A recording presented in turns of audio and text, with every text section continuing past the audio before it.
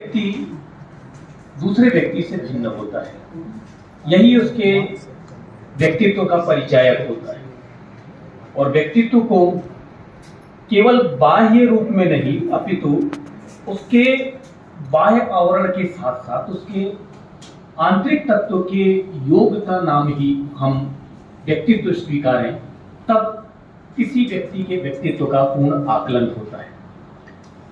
भाषा, जब व्यक्ति अपने विचारों को ध्वन्यात्मक रूप में दूसरे तक वैचारिक रूप से संप्रेषित करता है तो वह भाषा का रूप लेती है।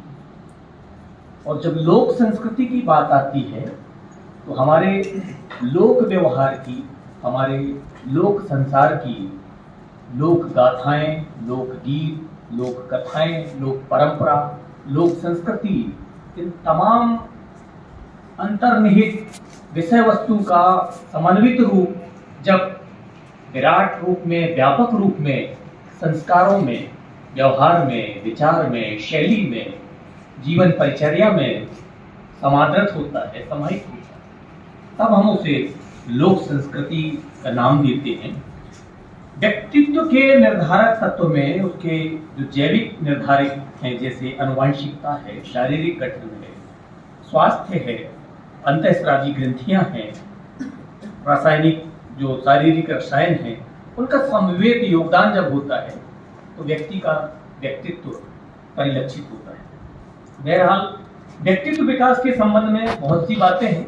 व्यक्ति को अपने आत्मविश्वास और मनोबल को बनाए रखने हेतु निरंतर अपने व्यक्तित्व में उसे निखार लाने की अपेक्षा उससे होती है और अपनी क्षमताओं को बनाए रखने, अपने अभिवर्धन के प्रयास को वह सतत रूप में जारी रखे, यह आशाएं या प्रत्याशाएं उससे होती है। व्यक्तित्व की परिसीमा में व्यक्ति अपने अनुरूप पहनावा, वेशभूषा, विनम्रता, समय प्रबंधन, इन तमाम विशिष्टताओं को अपने व्यक्तित्व में समेटता है, तब उसका व्यक्तित्व एक अनुकरणीय व्यक्तित्व का रूप ले सकता है। हमारी भारतीय संस्कृति विश्व की सर्वाधिक प्राचीन और समृद्ध संस्कृति रही है। बहुआयामी विविधता से परिपूर्ण संस्कृति में हमारे यहाँ जो गौरवमयी गाथाएं रही हैं, निश्चय ही आज हमारी संस्कृति को परिपक्वता प्रदान करती हैं। जहाँ अन्य देशों ने अपने धर्म, सभ्यता, संस्कृति का सर्वोच्च लक्ष्य सांसारिक सुख और भोग की सामग्री रखा है, परंतु हमारा और हमारी संस्कृति का लक्ष्य सदैव त्याग का रहा है।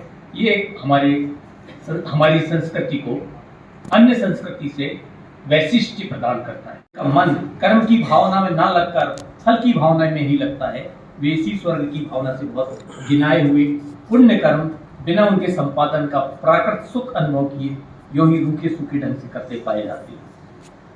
और अंत में मैं कुछ अपनी बात यूं रखूंगा कि जिस तरह आज हमारी संस्कृति का ह्रास हो रहा है, जिस तरह हमने अपने सांस्कृतिक परिवेश को परिवर्तित होते देखा है, तब आज के दौर में जो हम विडंबनाएं, विसंगतियां, विद्रूपताएं, अराजकताएं, अव्यवस्था, अशासकीय कर्म, प्रशासनिक अव्यवस्था, भ्रष्टाचार जिस रूप में आज हम परिलक्षित होते देख रहे हैं, तब बड़ी पीड़ा होती है।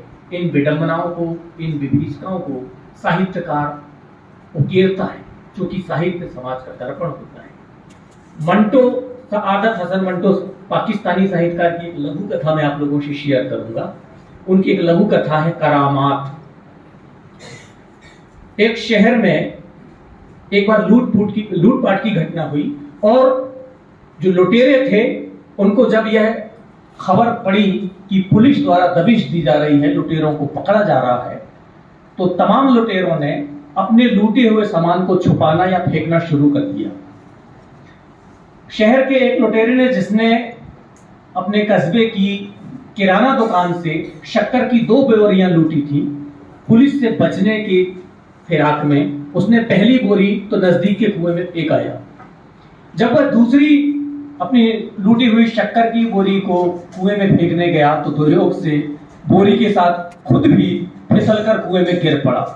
उसकी आवाज सुनकर मोहल्ले के बहुत से लोग दौड़े और उसको बचाने की चेष्टा करते हुए रस्सी डालकर जैसे तैसे उसको ऊपर लाए, लेकिन तब तक वह व्यक्ति मर चुका था।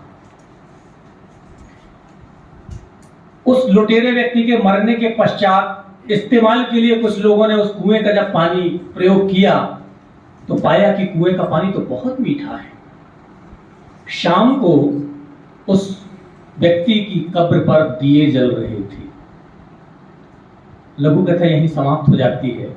तात्पर्य यह है कि आज जिस तरह का धर्मांधता का वातावरण फलीभूत हो रहा है, मंटो की इस लघु कथा से हमें ये लगता है कि वह व्यक्ति तो लुटेरा था, लेकिन तथाकथित लोगों ने उसे समझ लिया कि इसके गिरने के कारण कुएं का पानी बहुत मीठा हो गया, यह कोई चमत्कारी संत है, और ऐसे व्यक्ति पूजे जाने लगते हैं। तब लगता है कि हमारी संस्कृति में ऐसे तत्वों का समावेश होना निश्चित ही चिंतनीय है। गुलेरी जी कृत उसने कहा था कहानी, डॉक्टर धर्मवीर भारती कृत उपन्यास गुलामों का देवता, जिसमें अशरीरी प्रेम प्लेटोनिक लव को बड़े अच्छे से वर्णित किया है।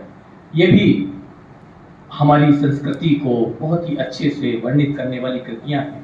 संदर्भ में समय तत्व को नजरअंदाज नहीं किया जा सकता। समय प्रबंधन, जैसा कि मैंने पूर्व में भी कहा कि समय का सदुपयोग करने से जो वंचित रह जाते हैं वे मर रहते हैं। और बहुत से ऐसे हमारे साहित्यकार रहे हैं जिन्होंने भारतीय संस्कृति को अपनी रचनाओं में कथा वस्तु के साथ लोक साहित्य के शिल्प को छानकर परिनिष्ठित रूप में अपने साहित्य तक पहुंचाया है। सोरठी, कजरी, झूमर, पूर्वी, आल्हा, फगुआ, होली, चांचर, बिरहुली, झूला, सोहर, दादरा, भड़ोनी, सेला, अखाड़ी, लावनी जैसे जो काव्य रूप हैं वो लोक साहित्य के विभिन्न अंग हैं। रुक्मणी मंगल, जानकी मंगल, पार्वती मंगल आदि लोक साहित्य की धारा रही हैं। खुसरो की मुकर पहेलियां भी उसी परंपरा का साहित्य है।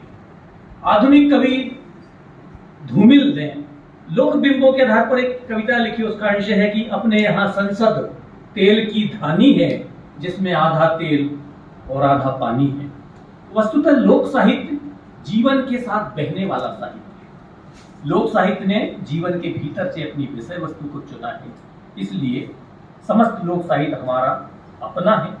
लोक साहित्य का जो रूप कलात्मकता लिए हुए है, इस कला के कारण ही वह मान्य साहित्यिक रूप से स्वयं को अलग कर पाता है। लोक साहित्य में कला पक्ष अति विशेष और जीवन से संपृक्त है। लोक साहित्य का कवि सहज दृष्टा होता है और हमें उस आधार पर लोक परंपरा को, लोक संस्कृति को अनुकरण करना चाहिए। साहित्य में थोड़ी बहुत अतिरंजना तो चलती है, परिकल्पना तो चलती है, परंतु यथार्थ को छिपाना या उससे भागना उचित नहीं। साहित्य का समाज से आगे चलना, साहित्य को समाज से आगे तो चलना चाहिए, परंतु साहित्य और समाज के बीच यदि अधिक दूरी हो जाए तो उनके बीच तालमेल ना हो पाएगा, सामंजस्य ना हो पाएगा, तादाद में नहीं बैठ पाएगा। डॉक्टर नामवर सिंह बहुत प्रसिद्ध समीक्षक रहे हैं। उन्होंने मुक्त स्त्री की छद्म छवि नाम की एक कृति लिखी है। उसमें आप वो कहते हैं कि कृष्णा सोबती कृत यारों के यार या मृदुला गर्ग रचित चितकोबरा, कहीं कहीं इन रचनाओं में अश्लीलता दृष्टिगत होती है। तो वो कहते हैं कि साहित्य में सामाजिक यथार्थ को दर्ज करने का पूरा हक है, परंतु हमें विकृतियों को साहित्य में एबिरेशन के तौर पर नहीं, अपितु नॉर्म के तौर पर उसको स्थापित करना चाहिए। वरना सस्ती लोकप्रियता बटोरने के प्रयास में साहित्य में कहीं ना कहीं हम चूक कर बैठते हैं। आचार्य रामचंद्र शुक्ल भी लोक मंगल और माधुर्य को अपने निबंध में स्पष्ट करते हैं कि मनुष्य अपने जीवन पथ में लोभवश बराबर दौड़ता चला जाता है। जो पत्थर दिल हैं वो हरगिज लचीले हो नहीं सकते। वो माना कि तेरी बेटी सुंदर है गुणों की खान भी, लेकिन बिना रुपयों के उसके हाथ पीले हो नहीं सकते। बिना रुपयों के उसके हाथ पीले हो नहीं सकते।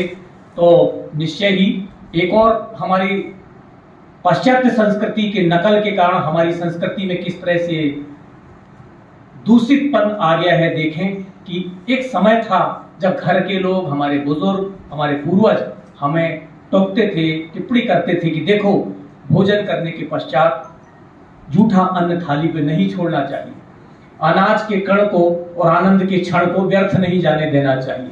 आज हमें लिखकर बताना पड़ रहा है, लोगों को संदेश देना पड़ रहा है, उतना ही लो थाली में, व्यर्थ न जाए नाली में। लोग कहते थे कि देखो, ये जो अनाज है ये सीता है। चूंकि सीता को भी भूमिजा यानी भूमि से जन्म ली हुई माना जाता है और अन्न भी भूमि से जन्म लेता है, इसलिए उसे सीता कहा गया। तो उस अन्न को सीता कहकर लोग संबोधित किया करते थे। ये हमारी संस्कृति थी, ताकि बताया जा सके कि देखो, अन्न को व्यर्थ नहीं करना है। हमारी संस्कृति इतनी विराट, इतनी प्राचीन और अनुकरणीय रही है।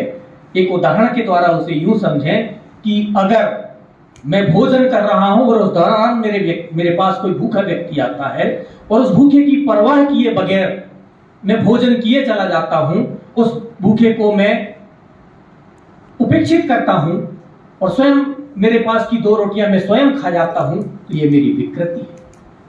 और यदि मैं भूखे की परवाह करता हूं, 1 रोटी स्वयं खाता हूं और 1 रोटी उस भूखे को दे देता हूं, तो ये मेरी प्रकृति है।